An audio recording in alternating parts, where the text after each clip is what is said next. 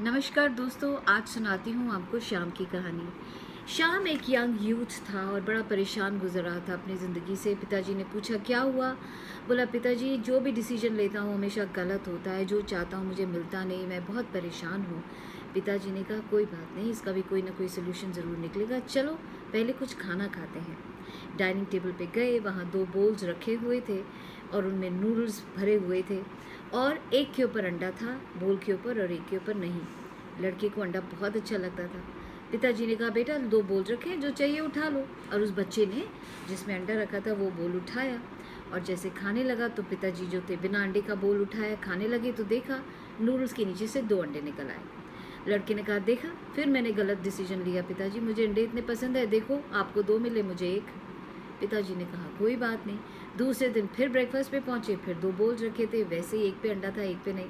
पिताजी ने कहा उठा लो, तुम्हें कौन सा चाहिए। तो उसने कहा कल मेरे से गलती हो गई, आपको 2 अंडे वाला मिला, मैं ये बिना अंडे वाला लूँगा, इसके नीचे से 2 अंडे निकलेंगे। खाने बैठा तो अंदर कुछ भी नहीं था। फिर बोला देखा पिताजी, मेरे डिसीजन तो हमेशा ही गलत होते हैं। तीसरे दिन ब्रेकफास्ट पे पहुंचे, फिर वही 2 बोल्स रखी हुई थी।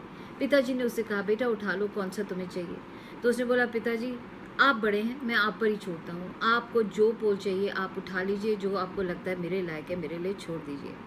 पिताजी ने अंडे वाला बोल उठा लिया और बिना अंडे वाला उसकी तरफ सरका दिया। बच्चे ने मन में सोचा ओहो पापा तो अंडे वाला खा रहे हैं, मेरे को बिना अंडे का दे दिया।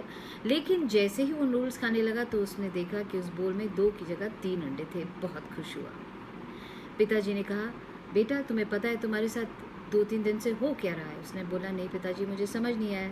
पिताजी ने कहा मैं तुम्हें यही सबक सिखाना चाहता था कि जब तुम सेल्फिश हो जाते हो, पहले दिन तुमने अंडे वाला बोल उठाया, जब तुम सेल्फिश हो जाते हो, सिर्फ अपने ही बारे में सोचते हो, तो कहीं ना कहीं ज़िंदगी में आप ठोकर ज़रूर खाते हो। दूसरे दिन तुमने दूसरा बोल उठाया कि इसमें 2 अंडे होंगे और उसमें नहीं होगा, तो तुम कंडीशन के साथ कोई चीज़ अगर करोगे कि मेरे को कंडीशन ये चीज़ मिलेगी, तो कहीं ना कहीं तुम्हारा डिसीजन गलत होगा।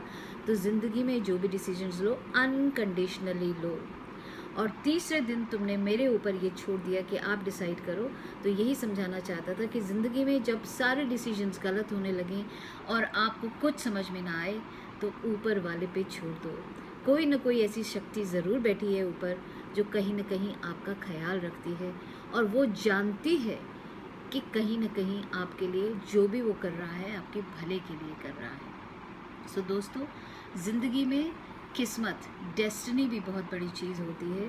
आपने बहुत मेहनत करी और उसके बाद आपकी डेस्टिनी में कोई चीज़ लिखी नहीं है या आप उसके लायक अभी हुए नहीं हैं, तो शायद आप तक नहीं पहुंचेगी, क्योंकि भगवान वेट करता है सही वक्त पर, सही मायनों में सही चीज़ आप तक ज़रूर पहुंचती है। इसके बारे में ज़रूर सोचिएगा दोस्तों।